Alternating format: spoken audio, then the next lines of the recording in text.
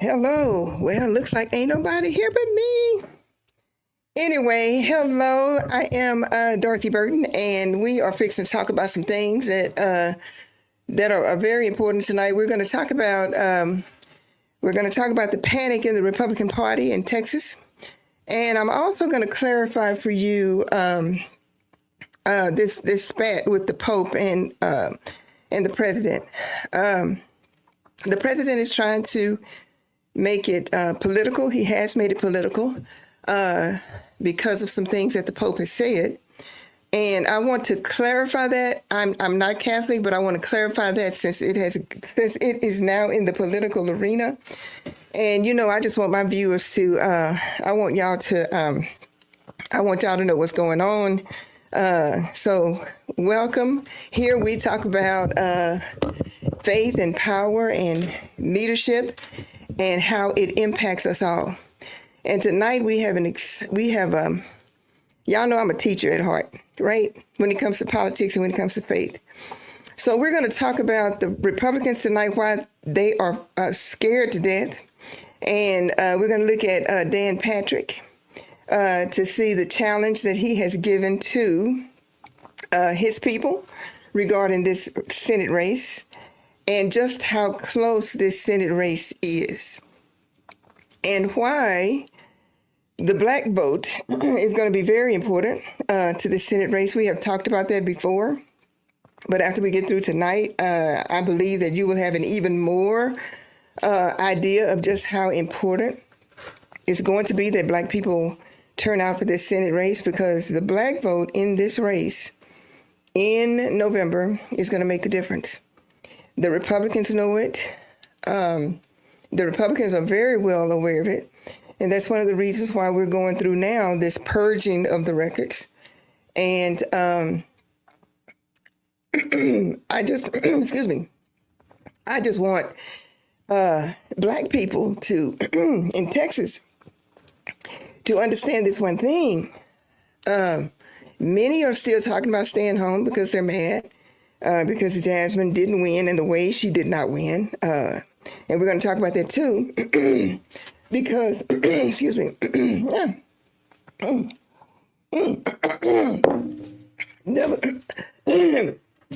devil is a liar, because we got a lot to get to.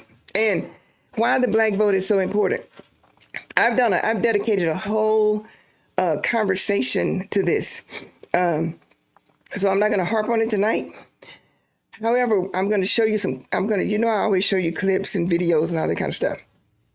But I'm going to show you why if black voters stay home in November, Talarico is going to lose, period. Ain't no doubt about it. And once we get through tonight, you're going to see why I say that. And as I said, the Republicans know that too. It is going to be very, very important that black voters understand that too. So before we get to that, because there's a lot to talk about on that, I want to, first of all, introduce our neighborhood. I almost forgot. I'm still learning this YouTube thing, right?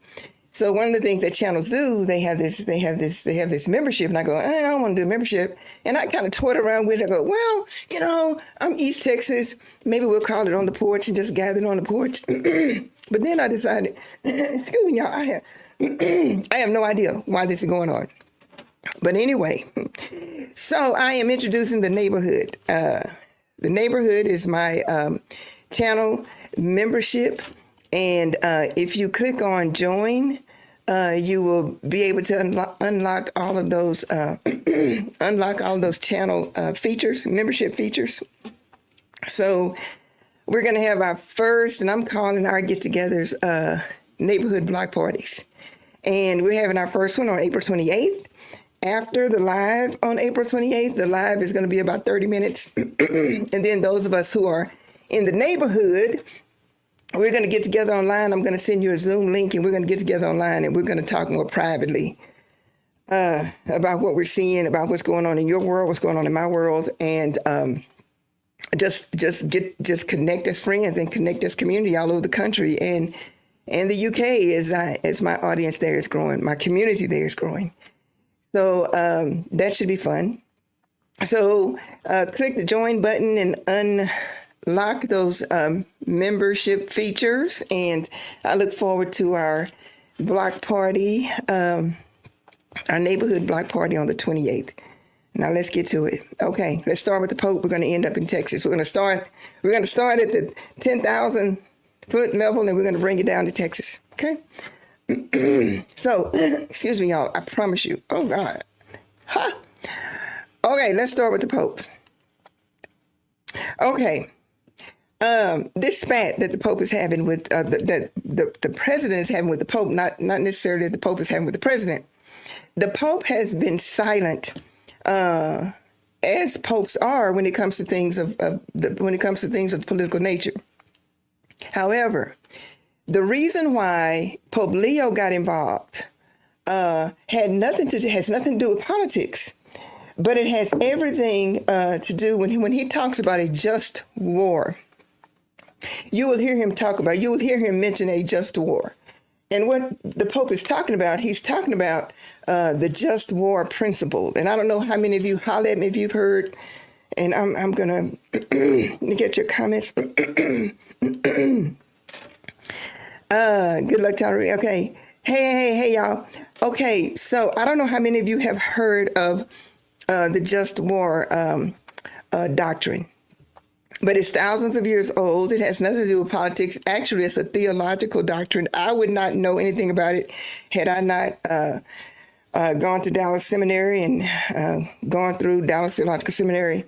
But the Just War Doctrine is thousands of years old, dating back to Augustine, dating back to Thomas Aquinas, all that. And so I am going to clarify that for you. So when you hear that, you'll know what he's talking about when he says the just war. Now, you know, the Pope did not get involved. I'm going to start with this one.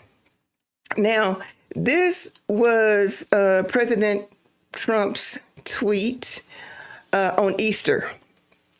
I will not read it because it is so vulgar, and all of you have seen it. So that was the tweet that came out on Easter.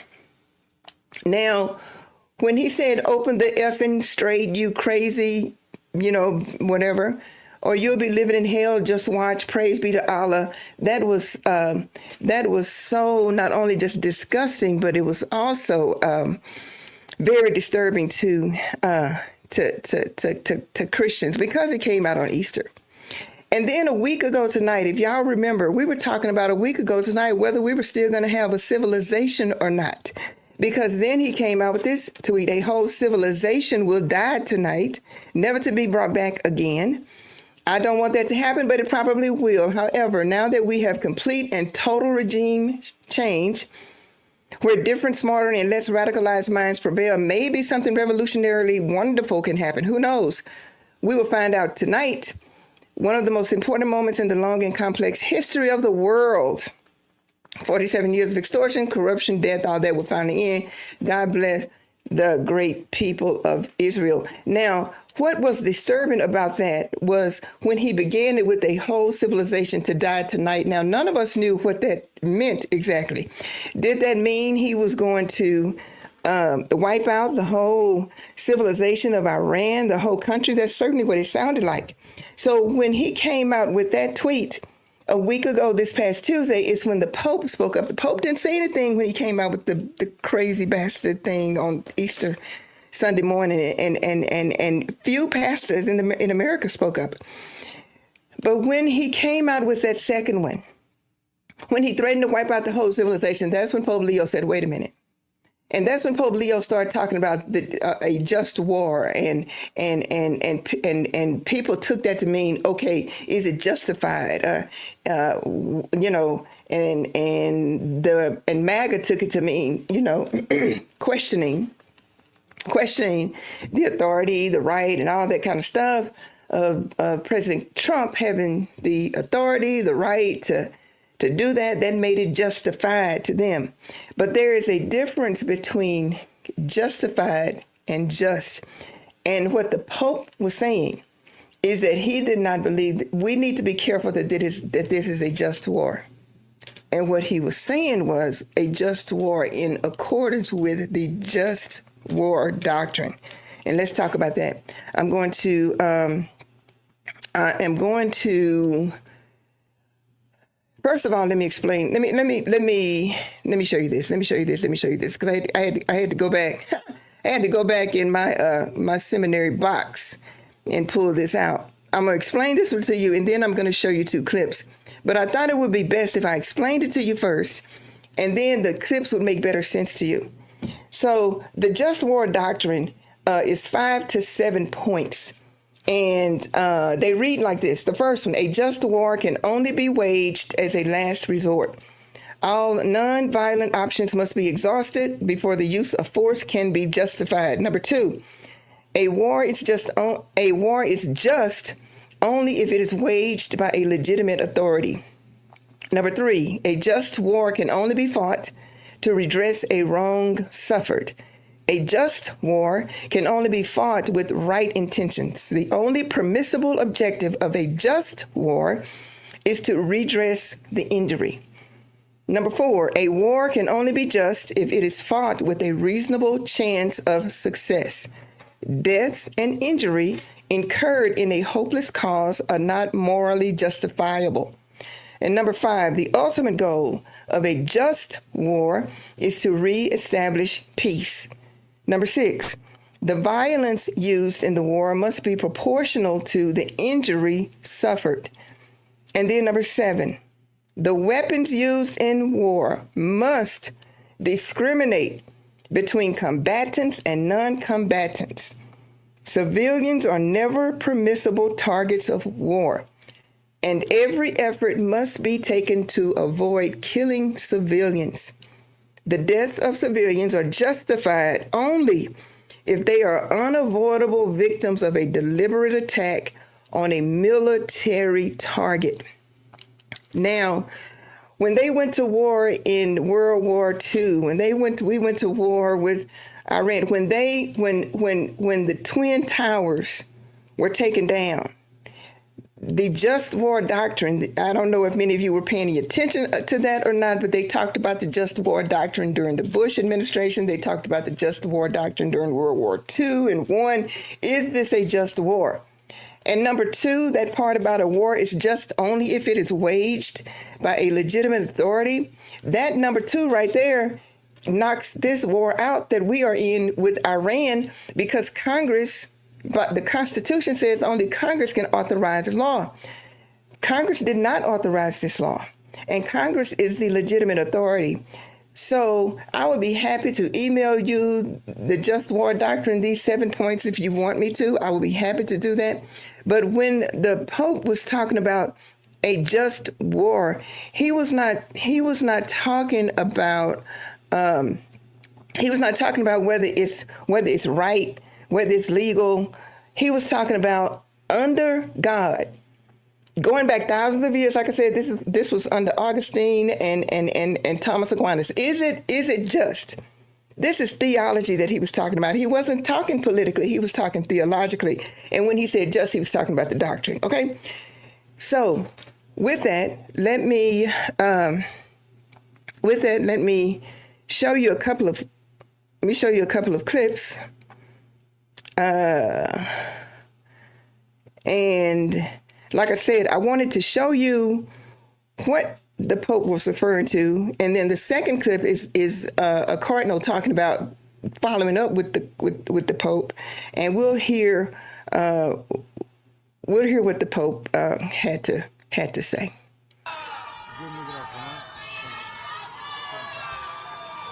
Oggi, come tutti sappiamo, c'è stata anche questa minaccia contro tutto il popolo di Iran.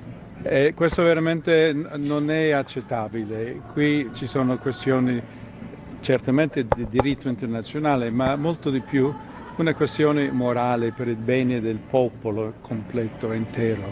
I would simply say, once again, what I said in the Urbi et Orbi message on Sunday, asking all people of goodwill to search always for peace and not violence, to reject war, especially a war which many people have said is an unjust war, which is continuing to escalate, and which is not resolving anything. In fact, we have a worldwide economic crisis, energy crisis, situation in the Middle East of great instability, which is only provoking more hatred throughout the world.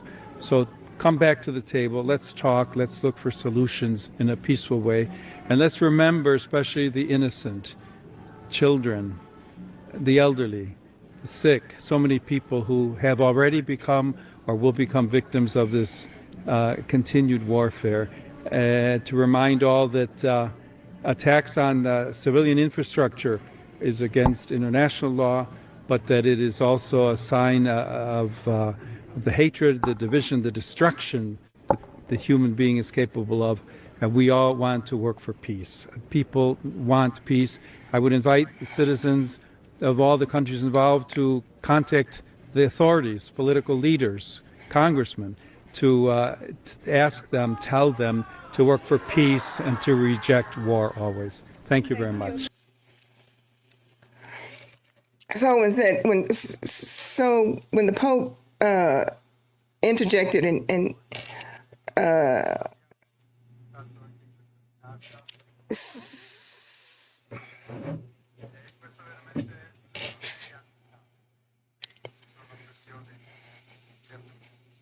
so when the Pope was talking about that, I was hearing feedback. So when the Pope was talking about that, and he said, contact your congressman and innocent people that were killed, and he said, an unjust war, this is what the Pope was talking about. He wasn't talking about being political. And let me show you this clip of that will help make it more, he helps make it more clearer too. And as I said, I will be happy to email you the Just War Doctrine, those 7 points, because they are very, very important to religious people. They are very important to the Pope. They are very important theologically and not politically. So let's share this one. How can this be normal? How can people of goodwill not be appalled by such rhetoric? The first ever U.S.-born Pope is now openly challenging the war being waged by the other most influential American on earth, President Trump. Pope Leo XIV tweeted, quote, "Those who pray are aware of their own limitations. They do not kill or threaten with death. Instead, death enslaves those who have turned their backs on the living God. Enough of the idolatry of self and money, enough of the display of power." He even took the extraordinary step to call on people to contact their elected leaders to advocate for peace. A Trinity College Dublin professor told MS Now the Pope's appeal to people to call their representatives are, quote, the equivalent of the nuclear button for the Vatican. The war must have a just cause. In other words, it can only be used to protect innocent lives. It also needs to be waged as a last resort. The criterion of the just war is that you don't have wars of choice. Wars of choice, by their very definition, are immoral and cannot be waged and cannot be justified. The just war doctrine also goes further than it says, even in a just war, not everything goes. And so there must be great care taken to protect civilian populations, to protect civilian infrastructure. And so by that just war doctrine, again, going back thousands of years on now, any kind of threat to annihilate an entire civilization so that it can never return again, there's no way that can be squared with any understanding of the just war doctrine. When the Pope speaks, he speaks to the conscience of people. He's not appealing to people's political ideologies. He wants to raise something that's more fundamental, and that is what's going on in the American consciousness? What's going on in American society? What has happened to our politics that such a rhetoric, that such a threat can be seen as normal? These are the things that the Pope wants to raise. So he's not interjecting himself directly into a political debate. The Pope wants to do something that's far more fundamental, and that is to say, what has happened to our politics that such rhetoric can be normalized, that can be excused, or that political leaders aren't moved to a concern about this kind of rhetoric. I think that's the kind of thing that Pope Leo wants to put before us. He's not trying to interject himself into a political debate. He wants the political debate to be about how can this be normal? How can people of goodwill not be appalled by such rhetoric?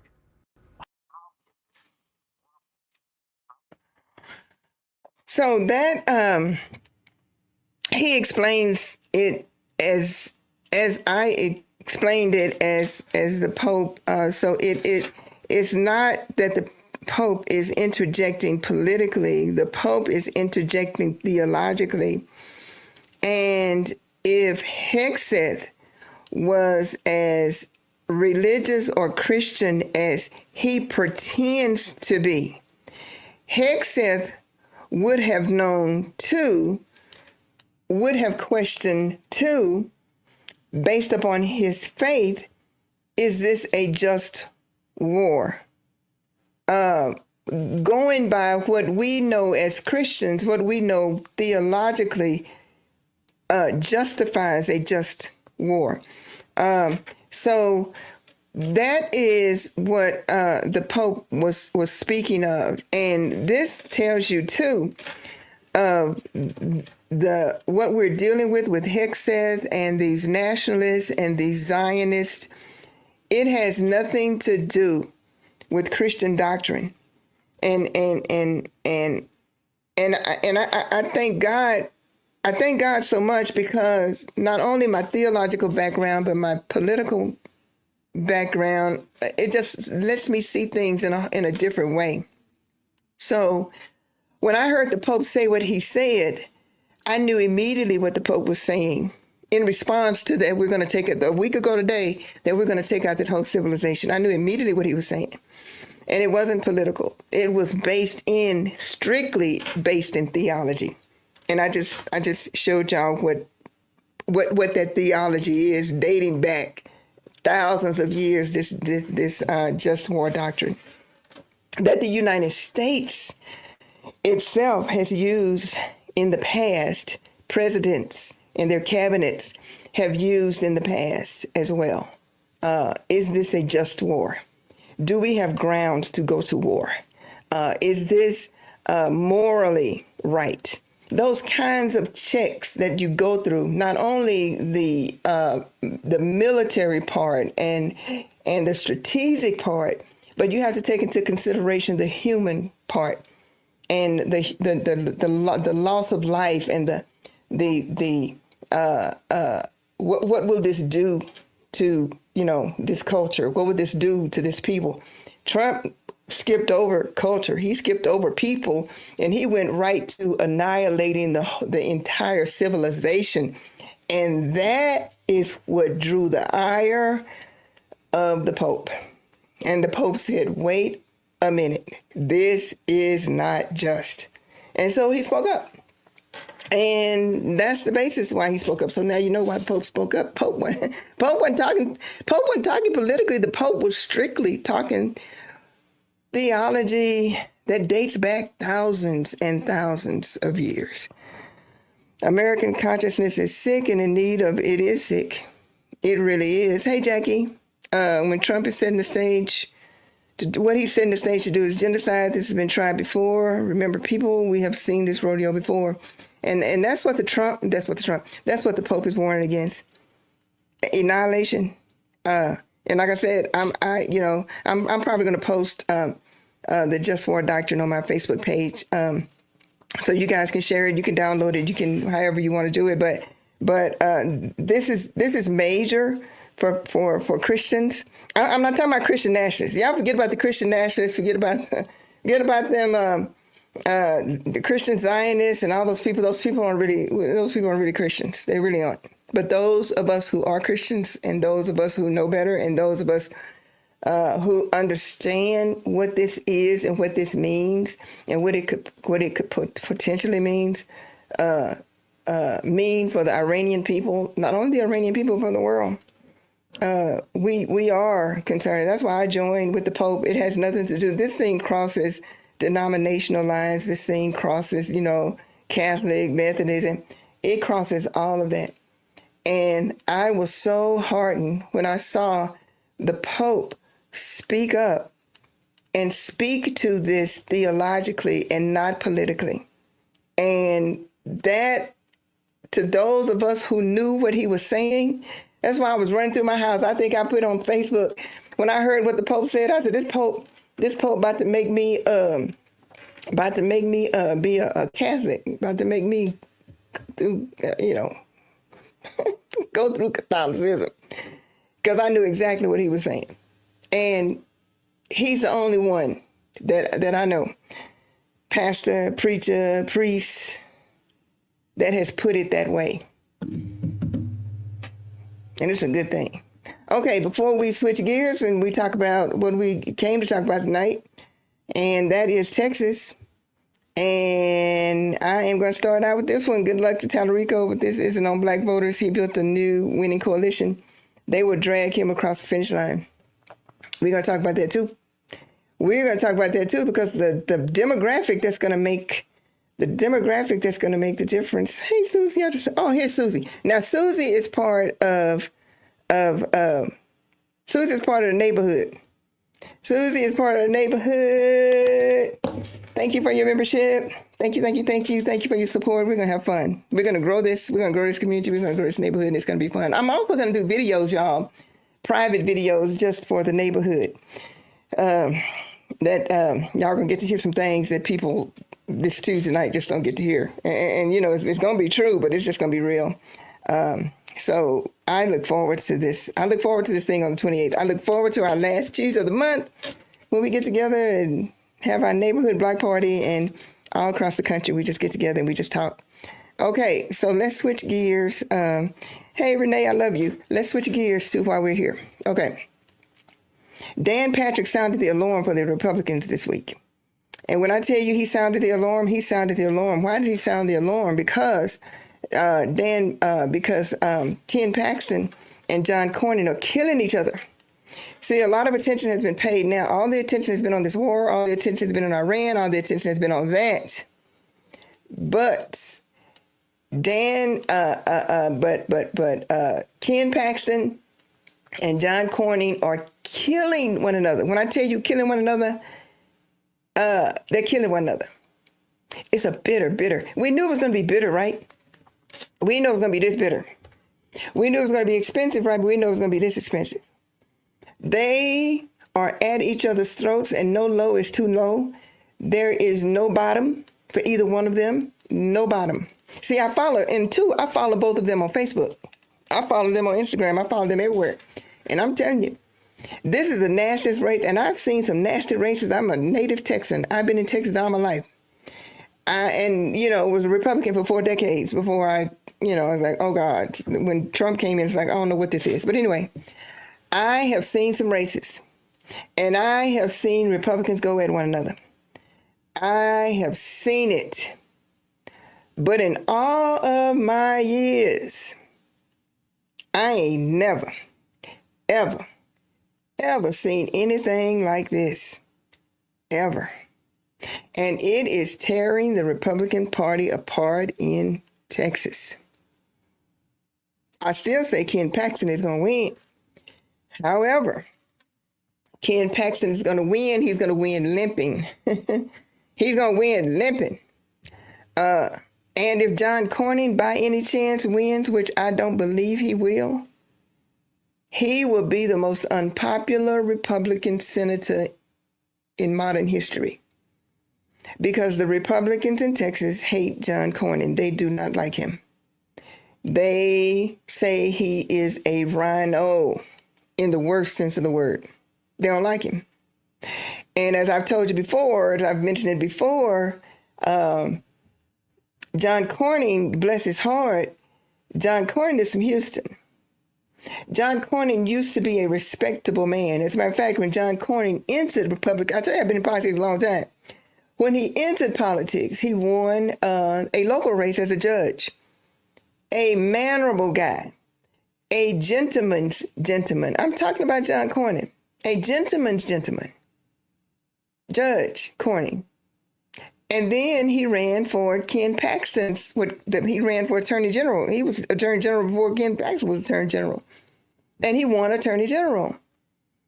He was a decent Attorney General. You know, that was back when he came in, with Bush was governor, Perry, then Perry. Decent. So he's that kind of Republican. And then he ran for Senate, and he won Senate. So we're talking about a John Cornyn that was Judge John Cornyn. I think he was on the Supreme Court of Texas, Judge John Cornyn. He was Attorney General John Cornyn, and now he is senator and has been senator for quite some time. Now, you would think that John Cornyn would be very popular, but John Cornyn is not very popular. As a matter of fact, they hate John Cornyn. When John Cornyn voted, and I've said this before, and you know, MAGA is real. They're real hateful, spiteful, and unforgiving. John Cornyn voted for a gun control bill. The bill actually didn't do anything, really didn't. But he voted on a bipartisan bill during the Biden administration for an innocuous gun control bill. And the Republicans in Texas were livid. And they swore, and I've said it before because it's true, they swore they were going to get him back. They swore they were going to get John Cornyn back come election time. Well, it's election time. And they ain't forgot. And as flawed as Ken Paxton is their guy. Nevertheless, John Cornyn has the support of establishment Republicans. And when I say establishment Republicans, I'm talking like Rick Perry, people like that, people, you know, that you know, rooted Republicans in Texas, the old style Republicans. Some call them the country club Republicans. Well, that's John Cornyn's bunch. Ken Paxton, on the other hand, he's that ratchet bunch. He's the MAGA bunch. And MAGA in Texas runs Texas. Even though John Cornyn has this wonderful long career, he has all these endorsements of the, you know, old style Republicans and all that. But they have been killing one another. And it's concerning to Dan Patrick. So much so that Dan Patrick hit the panic button this week. Now, I've seen Dan Patrick dress down some Republicans when it comes to, like, he's dressed them down when it comes to things like the House, and I saw him dress them down, you know, even during Paxton's hearing, that he was the presiding officer of that hearing when Ken Paxton was exonerated in the Senate. He was impeached in the House, remember, the Texas House.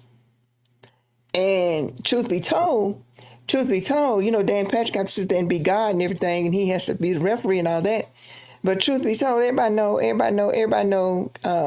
Dan Patrick is for Ken Paxton. He is.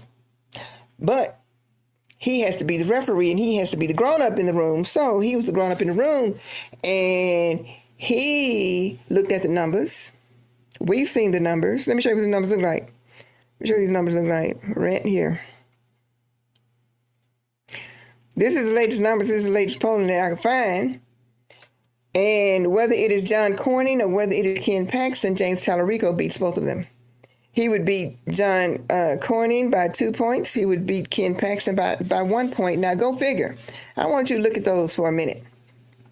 As ratchet as Ken Paxton is, as horrible as he is, James Talarico, squeaky clean James Talarico would only win, if it were taken today, the poll said he would win by 1 point.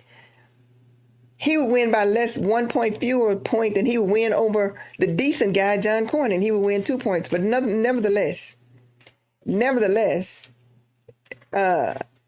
he would win.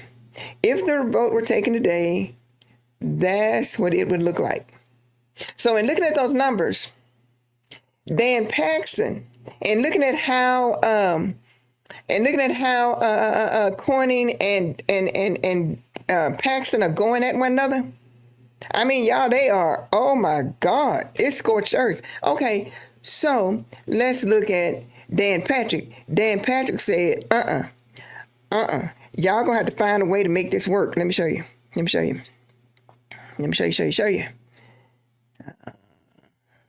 Yeah, right there. This is real. The lieutenant governor called out Senator John Cornyn and Attorney General Ken Paxton, who are battling each other to win the Republican primary runoff on May 26th. We have one nasty race, and I'm just going to call it for what it is, for the U.S. Senate, and it troubles me. And I'm not blaming Cornyn, I'm not blaming Paxton. I can blame both of them. But I wish they'd spend the next 5 weeks or 6 weeks, quite frankly, running positive ads on why they should be elected, because it's not helping our party by tearing each other apart. Patrick then challenged the Republican heavyweights to unite the party immediately after the runoff. John Cornyn, if you lose, you need to endorse Ken Paxton and get your voters to support Ken Paxton. And Ken Paxton, if you lose, you need to endorse John Cornyn and get your voters to support John Cornyn. Because if 10 to 15% of either of their sides don't turn out and vote, James Talarico is going to win. Regardless of whether Cornyn or Paxton wins, Republicans are still favored to hold on to the Senate seat over the well-funded Democrat James Talarico. So he can't get to over 50 unless Cornyn's people or Paxton's people decide to skip the race because they're mad that their guy lost. Get over it. Get over it and come together as one. Did you hear what the man said? He told them to get over it. He said, get over it. Dan Patrick almost had a meltdown last week because Dan Patrick sees what everybody else sees. Dan Patrick sees what I just told y'all. And then did you hear? He said if 10 to 15% of either one of them didn't turn, and I'm gonna tell you, what he did not say, but what he didn't say, but what he knows is this: James Talarico is pulling a lot of votes away from traditional Republicans, particularly in the Rio Grande Valley, particularly along the border, in South Texas, in Central Texas. Why? Because that's heavily Hispanic. And these are the people that put Trump over the top in Texas. I'm talking about the Hispanic voters, particularly Hispanic men. Well. Guess what? Talarico is pulling those Hispanic men. And Talarico is pulling that Hispanic vote. And if you go back, and I know this is not about the primary, we've gone through these numbers before. But if you go and look at the votes that Talarico pulled in South Texas along the border, down in Rio Grande, you will see what Dan Patrick sees. Those people who voted for Trump, those people are not voting for Trump. Now I want y'all to see this for a minute. This is kind of a long clip. And then I'm going to show you. We've talked about the black vote. We did that a couple of weeks ago, and I still have that. I got to pull up Susie because Susie's a member. All our members get shouts out, and they get special treatment. Patrick and Abbott need to worry about their own race. Yeah.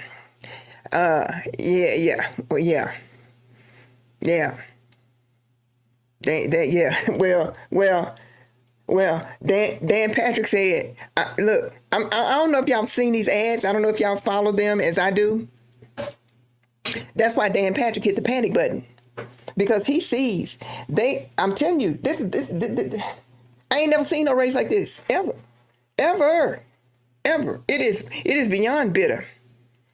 And that's why Dan Patrick said, wait a minute. Because the people are saying if John Cornyn win, they ain't voting. And they saying if Dan Patrick win, they ain't voting. Or they're going to vote for Talarico. And did you hear what Dan Patrick said? He said he cannot get over 50%. He said if 10 to 15% of either one of their voters stay home, Talarico is going to win. He knows that. And that's why he said, y'all heard what he said at the end. He said, get over it. Get over it. And a word to the wise to the Democrats. Y'all need to tell black voters in Texas the same thing that Dan Patrick is telling the Republicans. Get over it. Because the key to winning Texas, and as I said on the thumbnail, Talarico can take Texas, and Dan Patrick is panicked because Dan Patrick knows that Talarico can take Texas. But in order for Talarico to take Texas, it's going to take the black vote for Talarico to take Texas. Because Talarico has the white vote. Talarico has the Hispanic vote. Talarico even has a significant number of Republicans and independents. He has those votes. But in order for Talarico to win, he is going to have the black vote. Yeah. Let me show you this clip. Let me show you this clip. Let me share this clip. Let me share this clip. Let me share this clip right here. It's kind of long, so y'all. And the reason why I chose this one, because it tells the tale of what's going on in Texas with the Hispanic voters, and why Hispanic voters who overwhelmingly, I mean, they especially, like I said, especially men, they pulled for Trump by large numbers. But the tide has turned. Why? Because, well, you're going to hear this story.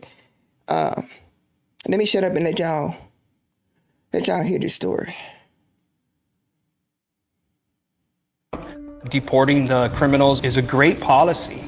Foundations are poured, ready to go, and we can't even start the construction on them. But we voted for the American dream, and unfortunately, right now, we're not seeing that. For months, federal agents have been sweeping up workers at construction sites in South Texas. ICE has raided us anywhere between 10 to 15 times throughout different subdivisions. Now, work sites across the Rio Grande Valley have ground to a halt. And that's got some Trump supporters in this midterm battleground changing their minds. These people would just show up to our job sites with no warrants, taking all our workers, even the workers with proper documentation. Many who work in the construction industry here told us they largely rely on immigrant workers, some of whom are undocumented. DHS did not respond to the Times' request for comment, but in a previous statement, it said these raids protect the nation's workforce. I've supported Mr. Trump in every election that he's been a part of. We just never thought that this would come and affect us in the construction industry, but most importantly, affect our economy here in South Texas. We are seeing a reduction of almost 60% of our volume on the residential side of our business. We applied for bankruptcy in December. We saw a drop in sales of about $5.3 million. For 40 years, we had never laid anybody off, and until this happened, we were forced to. And beyond construction, local businesses say fear is keeping shoppers at home. And there's been a lot of loss of sales because of that. It killed us this year. Construction is one of the main pillars to the economy here. Everybody's hurting. In the Rio Grande Valley, two of President Trump's top priorities, the economy and mass deportation, are colliding as ICE raids upend the construction industry. And at a parade along the U.S.-Mexico border, Democrats are trying to capitalize on voters' frustration. The economic implications are huge. People who voted for Trump are no longer doing it because they can't afford to do it anymore. For decades, the Rio Grande Valley, where more than 80% of the population is Latino, reliably voted for Democrats. Then in 2024, voters here swung further toward President Trump than almost anywhere else in the country. You know, I think Democrats stopped showing up here. They took this community for granted, and so when Republican politicians showed up and made big promises, people took a chance. A year later, we're seeing those promises weren't kept.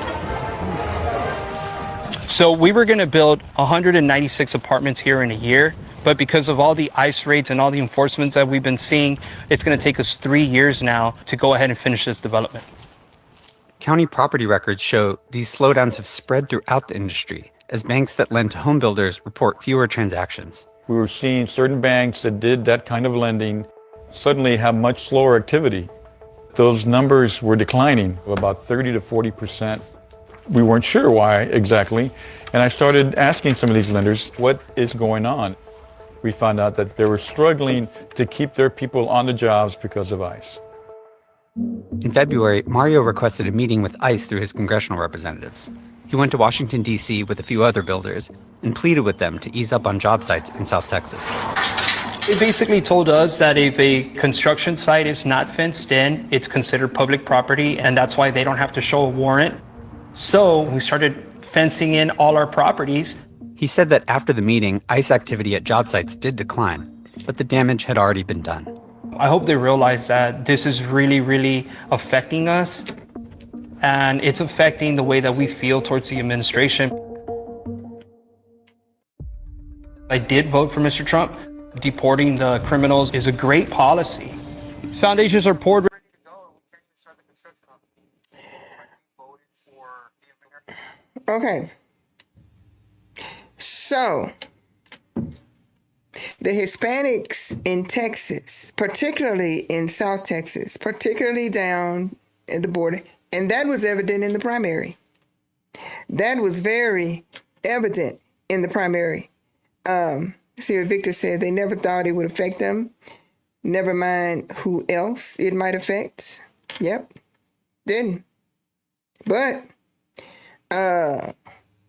during the primary, let me go back to December.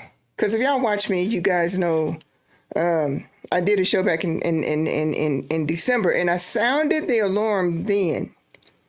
I said, for Jasmine Crockett to win, she is going to have to make a significant effort to reach out to Hispanic voters, particularly down in South Texas, particularly along the border. Why? Because in December, when nobody was paying attention, it was Christmas time. Two things happened around that time. Number one, Greg Abbott gave over our voting records to the federal government.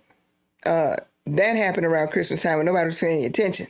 He gave over our records to the DOJ, and the DOJ now is purging our records. And that's a whole nother issue. But the second thing that happened was of particular significance that actually made me make the video.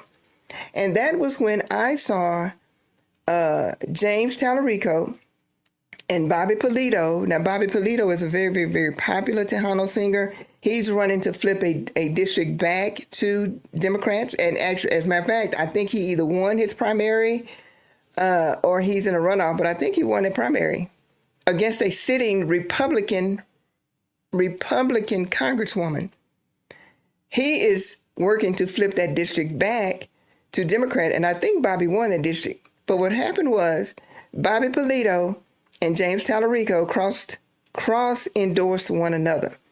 And that was major. That was major, major, major. That cemented right there James Talarico's support from the Hispanic community. I got on here and I said, oh my God, y'all, earthquake just happened down in South Texas. Then nobody listened to me though. That's all right. I was proved right, okay? So then we had the primary. And true enough, it played out the way everybody said it would. Not everybody, but it played out just like I said it was going to play out. James Talarico, and this is what's scaring the Democrat. This is what's scaring the Republicans, y'all. And this is why Dan Patrick, I keep saying he pressed the panic button because he literally did. He literally did. He almost came unglued last week with Corning and Ken Paxton with this race. Because he sees what I'm seeing, and he sees what every astute voter observer is seeing in Texas. That James Talarico can take Texas because of the people that vote in Texas, the Hispanic vote. That's why I wanted to show you what's going on and the impact of ICE on Hispanic voters who swung, to use his word, who swung bigly for Trump. They're not there bigly for Trump anymore. They're not there for Trump at all. So you have the Hispanic vote that has swung to Talarico. Talarico has the white women vote, and white women in Texas vote at 60 some odd %.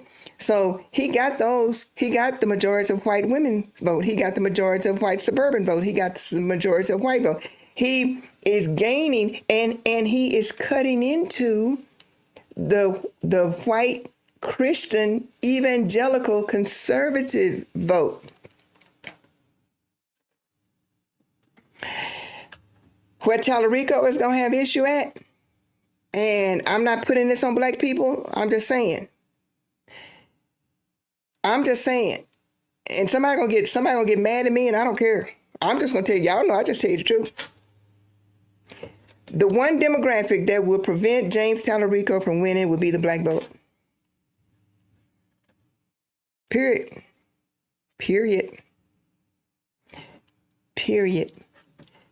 Dan Patrick knows that. The Republicans know that. And a lot of African-American voters in Texas are playing right into their hand. Let me show you this clip. And I'm telling you, and I'm just gonna say it too. Black people have a reason to be mad at the Democrats. Because the Democrats, the liberals, the left, has long taken the black vote for granted. I'm just gonna say that too. And I know it's gonna makes me mad. I don't care.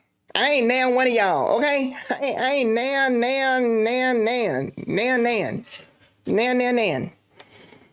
So I'm just saying what God loves, and that's the truth.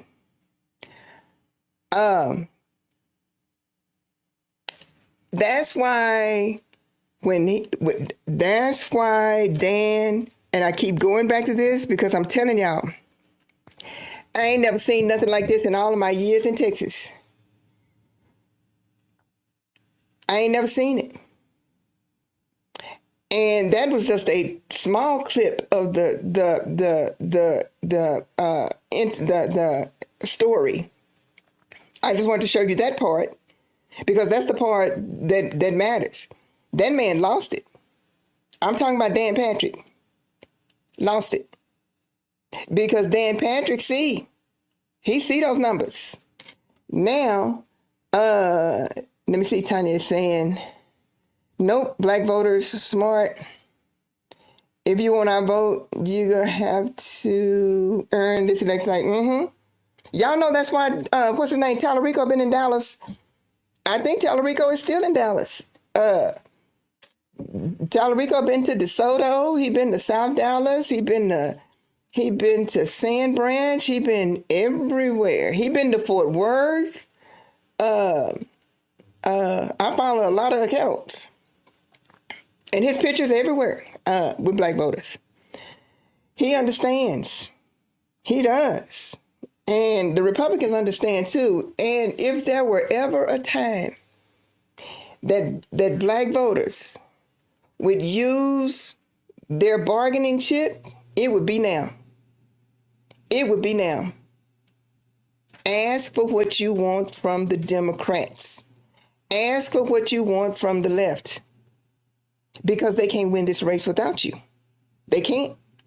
They cannot. And you heard what Dan Patrick said. Dan Patrick is scared. If Paxton people don't win, if Cornyn people don't win, they're going to stay home. The Democrats should be showing that same fervor and should be showing that same panic when it comes to the black vote and not sleep on the black vote. Because I'm telling you, Democrats, I'm telling you, leftists, y'all ain't going to win without the black vote at all. And right now, let me show you this last clip. I'm just saying. Let me show you this last clip.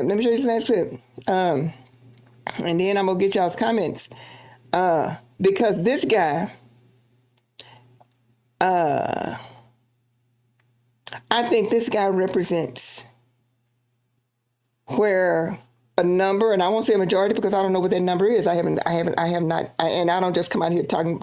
I just don't come out here saying what I don't know. And so I can't say that he speaks for the majority of black voters, but I can tell you this, he speaks for a number of black voters. Stay hopeful. Let's go. Trust your gut. You're not crazy. I'm going to shoot straight with you. Yesterday, I made a video saying that James Talarico will not win Texas unless he has the black vote. Yes, he has the white vote. Yes, he has the Latino vote. He has regular Democrats like me voting for him. But if he doesn't get black folk out, forget about it. He can't beat John Cornyn or Ken Paxton without the black vote.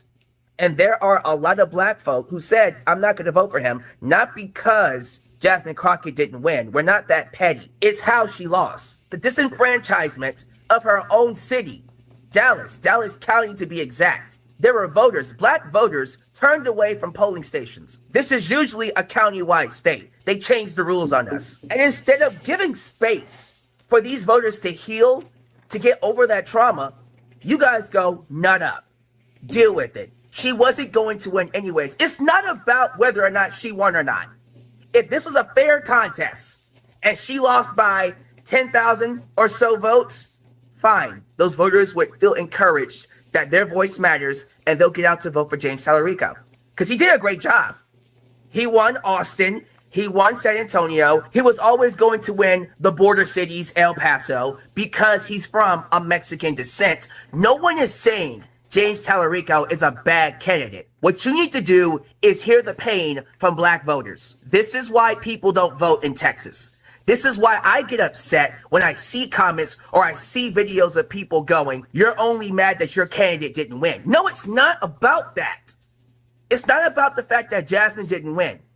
It is about the fact that she was mistreated. It is about the fact that you lied on her, that you slandered her, and it was about the fact that she wasn't afforded a fair contest. That's a big difference from my candidate didn't win. We all want to get Democrats in power. But when you tell us our vote doesn't matter, when you do things to disenfranchise us, what am I supposed to do about that? How are we supposed to help when our votes get disenfranchised? Every vote needs to be counted. Everybody should be saying that. Everybody, even leftists, should be coming on here saying what happened in Dallas County was BS. That should not be happening. Nobody's voice should be silenced. Not even black voters. Hold space for them. Let them heal. Because when you tell them to shut up, nut up, and vote anyways, you're just disenfranchising them even more. So how's about we hold space for them today? Otherwise, James Talarico is not going to win Texas. That's all I got to say. I will vote for James Talarico because I want Texas to go blue. And I want this country to be saved from Republicans. But I'm not going to be your savior. I'm not going to be the one to force black folk to get out. The person that needs to win them over is James Talarico. So let's hope he can. Give me your thoughts down below. So,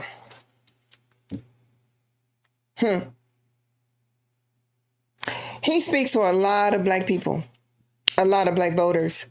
And that's why of all the clips that I was wading through, he summed it up in a way I believe that a lot of black voters are feeling in Texas right now. And Celeste said Talarico is nothing if not strategic. I just hope what he does now is enough to get black voters out. He had better come off sympathetic to black voters. And GOP cheated by confusing where to go to vote on in Dallas County. I am so glad you said that because that is a good segue to what I'm about to say.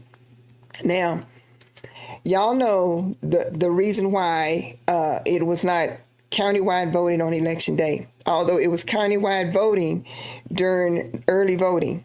On Election Day, however, it was precinct-only voting. That's because the Republicans back in September decided that they wanted precinct-only voting. And they also voted to do ballot counting by hand until they figured out that they didn't have the manpower to do the ballot counting by hand. But the law says that the two parties have to agree.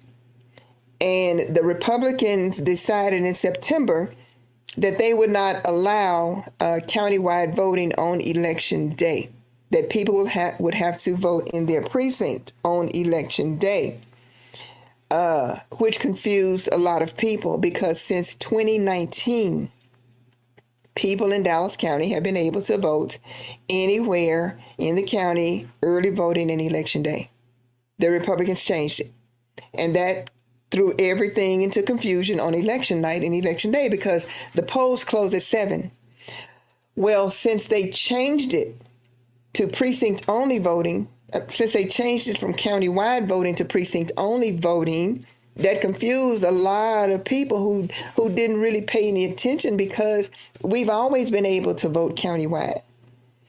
So that was the confusion, and that's what left people online and people not able to vote. So the Democrat Party filed a lawsuit with the Supreme Court, an emergency.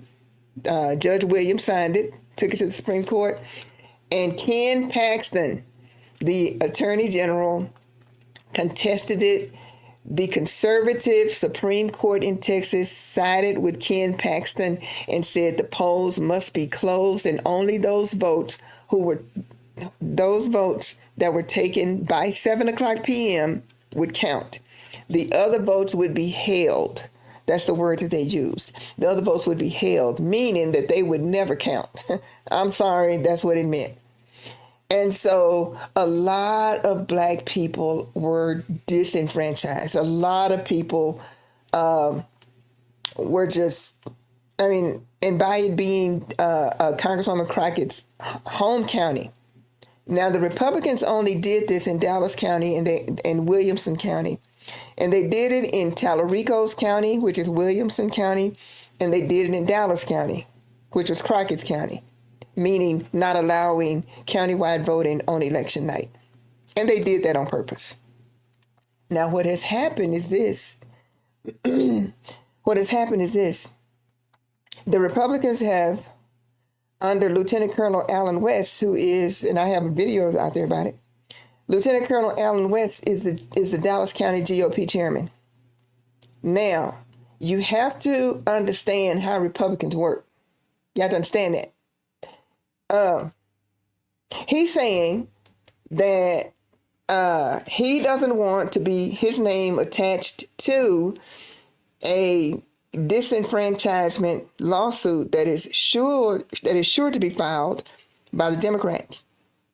What he is publicly saying is that he doesn't want to take the chance of the Dallas County Republican Party being sued for voter disenfranchisement. So he signed the contract saying, on behalf of the Dallas County GOP, that the Dallas County GOP would allow countywide voting on Election Day, which is May 26th, which is the runoff. And supposedly, now let me tell you the tricks that the Republicans play. That's why you can't really take them, you can't take this stuff at face value. Supposedly, this big press thing, supposedly he's going to put it out there on their meeting, April 20th, the Dallas County Republican Party. At their April 20th meeting, he is going to put up for a vote to remove him or to keep him as chairman. Now, he just got reelected as chairman for the second term. Allen West is very popular with Republicans. He is very popular with right-wing Republicans. He is off the chain right-wing. He is saying, now keep in mind, y'all, the games that they play. This is the game that I believe they're playing. Allen West is saying, we don't want to risk no lawsuit for voter disenfranchisement. And of course, the Democrats are celebrating because to the Democrats, that's a victory. On the surface, it looks that way because the Democrats will get countywide voting again, even though it would mean, according to Allen West, that some precinct people are upset with him. They didn't agree to countywide voting. So he's going to put it out there that, if y'all don't want me to be chairman anymore, that's fine with me. It looks like that. But let me tell you what Dorothy Burton really thinks is going on here. It's going to be a win, it looks like, for the Democrats because, it's going to allow countywide voting. And the Democrats are crowing about that. That's a victory. Allen West is playing, well, if y'all don't want me, I'm going to put it out there. Y'all can vote me out. He's playing that role. Now, Allen West is very, very, very popular with Republicans, with right-wing Republicans, with the Dallas County Republican Party. What I think is happening is this, because not only were Democrats confused on election night, primary night, some Republicans were confused too. Now, everybody's still going to get to keep, they're going to have a separate but equal voting table, separate but equal ballots and all that kind of stuff. This is what I think is happening, though. What I said earlier. Every vote is going to count for Paxton and Corning. Every vote. The Republicans cannot afford to lose not one vote. Y'all see where I'm going with this? So if it was still restricted to precincts only voting on May 26th, that would also be a hardship for Republican voters, because Republican voters would have to vote in their precinct too. You heard what Dan Patrick said. The goal is to have as many Republican votes as possible during early voting and on May 26th. And the only way in Dallas County to have as many Republican voters possible is to allow them to vote countywide. As it stood, they too would be restricted, which would restrict their vote too. Democrats win. The Republicans win most because they have the most at stake come May 26th. So you got to think the way they think. On the surface, it looks like, and I know Alan West personally. I should have put my picture up there with him. I know him personally. And I know he is not one to wave the white flag. He's not. So they going through all of this drama. They going through all of that. He said, I just don't want, I don't want my name associated with the disenfranchisement voter lawsuit. Now, he knows, because they've already been through that in the primary. That ain't going nowhere with this conservative Texas Supreme Court that we got. That ain't going nowhere. And Paxton is sure to file it. It ain't going nowhere. That's not even an issue. That's not even an issue. The Democrats can file it, but it ain't going nowhere. It ain't going nowhere with the conservative Texas Supreme Court, and it's sure not going anywhere with the conservative Trump Supreme Court. It ain't going nowhere. That ain't it. That ain't it. So the Republicans are doing this not to benefit because it's going to be a disenfranchisement, lawsuit. They don't care about that. They don't care about that. The Democrats will lose that anyway. They want to make available as many polling places as possible for the Republicans to vote in this race, because this is the most important race until November for the Republicans. And they don't want there to be any restrictions. That's why Alan West signed that contract, Democrats. That's why Alan West is going, I'm going to put it out there on April 20th, and they can either decide to keep me or not. The hell? It's a game. So Democrats can, declare victory. But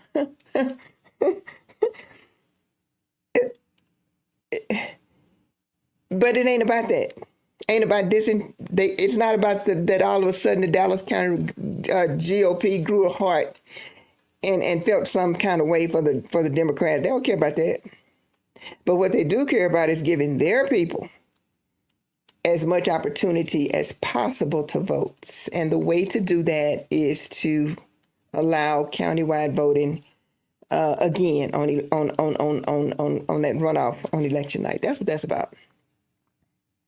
That's what that's about. That's what that's about. You can't never, ever look at things at face value when you're dealing with these people.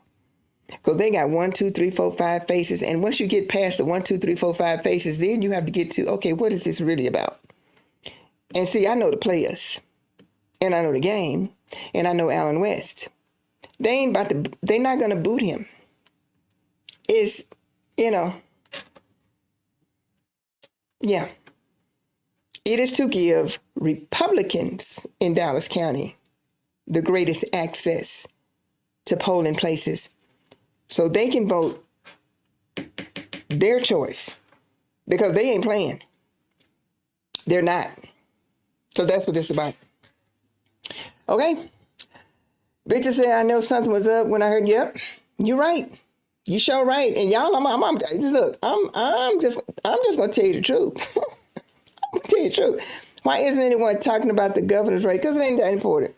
I mean, it is.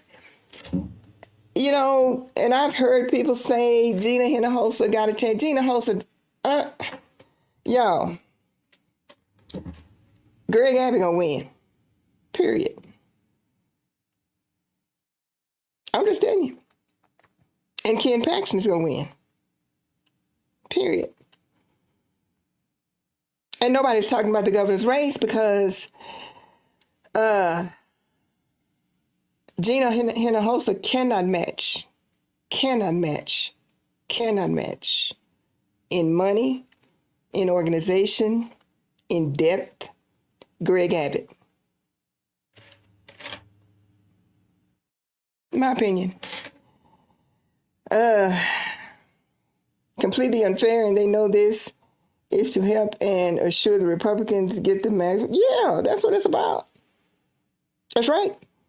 That's right.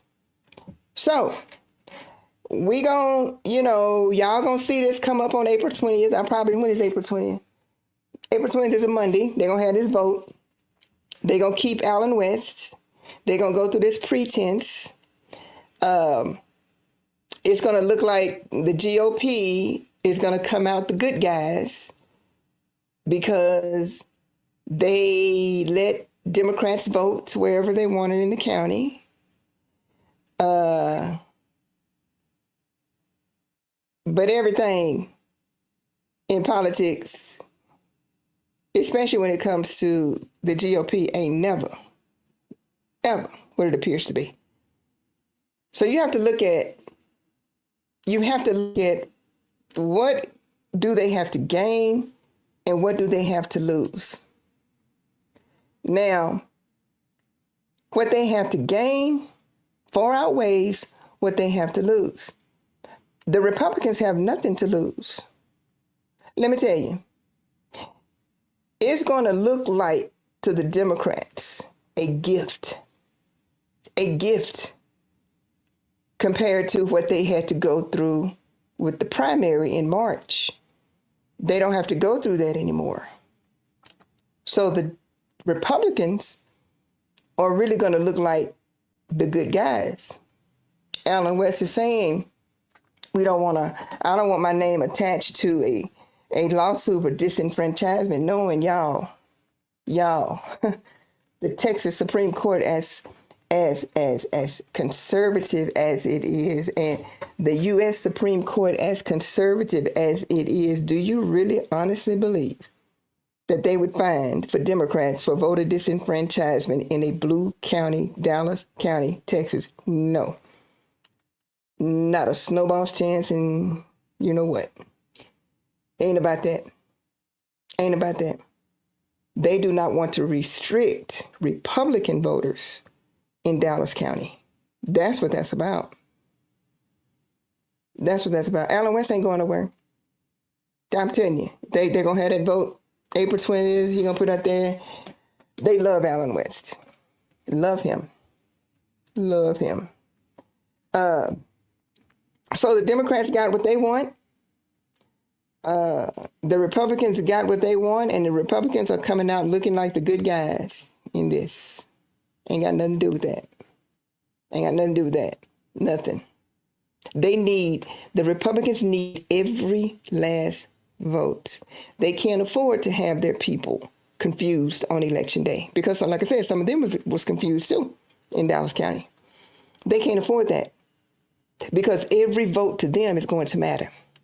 Because what matters most to them, it ain't even governors, it ain't even Abbott. They ain't concerned about Abbott. The race for them is this Paxton and John Cornyn race. And that's why Dan Patrick hit the panic button. That's why they're going to allow countywide voting again in Dallas County on May 26th, because there's that runoff with Paxton and Cornyn. And they want every last vote that they can get. So that's why they're going to allow countywide voting. Let me tell you this. Allowing countywide voting for this race, by not allowing countywide voting for the Crockett race, it hurt the Democrats more than it hurt the Republicans. By allowing countywide voting in this runoff, it will help the Republicans a lot more than it will help the Democrats. Because the race is no longer Talarico and Crockett as it was. The race is Paxton and Cornyn. And Dan Patrick done already gave every last one of them in Texas their marching orders. So no restrictions, Dallas County, for Dallas County Republicans. But in order for there to be no restrictions for Dallas County Republicans, there could be no restrictions for Dallas County Democrats. And the Republicans, weigh in like this, they don't care. Because they have the most to lose. They do. They need every last vote. They need every last vote. Didn't you hear Dan Patrick? Like I said, and I'm almost through with this, and I'm going to get y'all's comment. Didn't y'all hear Dan Patrick? Dan Patrick said if 10 to 15% of either one of these votes stay home, every vote is going to count. And that's why with the black vote, black voters in Texas, I'm telling you, whatever it is you want from the Democrat Party, whatever it is you want from the left, you better use the power that you got right now, because you got the power. You got the power. Black voters, for the first time that I can remember, will impact a Senate race and tip it either way. That's how close we're talking about. And those numbers have been those numbers for a while. A while. So that's where we are, y'all. That's where we are with the Pope. I love the Pope. That's where we are with the Pope. When the Pope talking about Just War, now y'all know what the Just War Doctrine is. I'm going to put that out on Facebook. Those 7 points so that you can look at them more closely. You can share them. You can keep them for your own information. And this is where we are in Texas, and that's why Dan Patrick pressed the panic button. And that's why, like in Dallas County, and now it's going to be countywide, because they trying to get as many votes as they possible for Paxton or for Cornyn.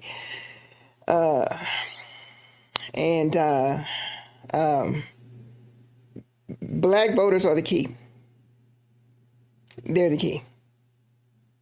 And if either Paxton's people stay home because they're mad, or Cornyn people stay home because they're mad, Talarico going to take Texas.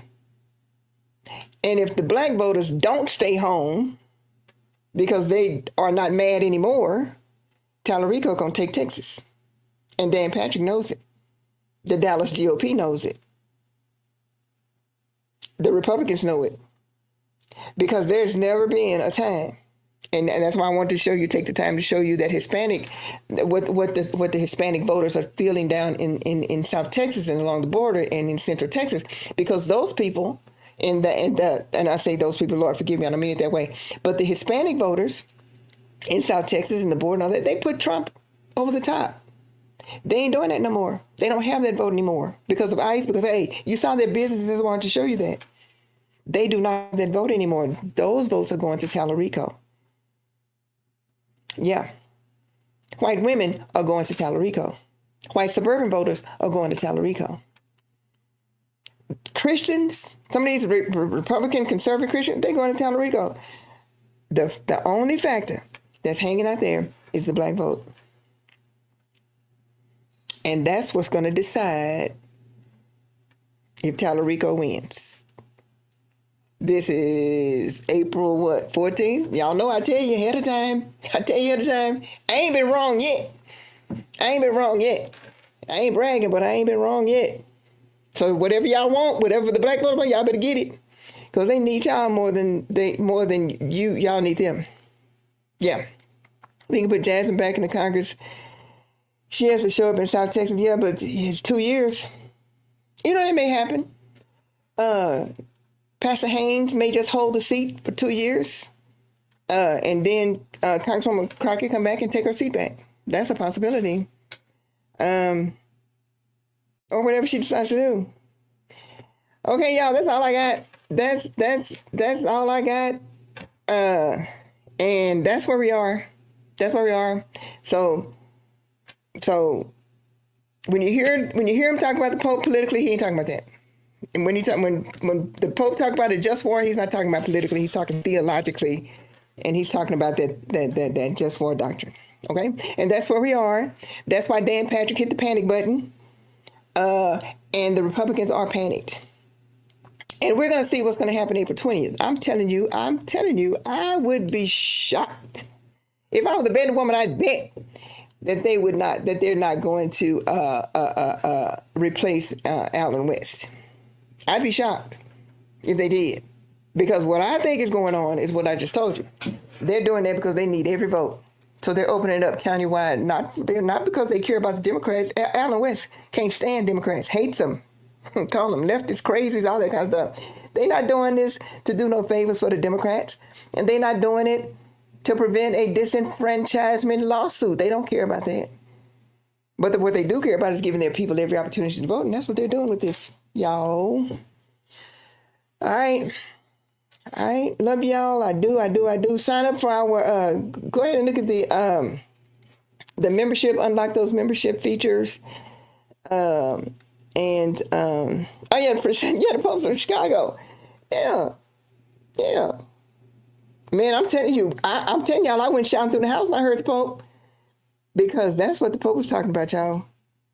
And like I said, I'm gonna post it on Facebook so y'all can get it, so y'all can see it. And then once you read it for yourself and like have it in your hands, because if you're like me, I have to see things.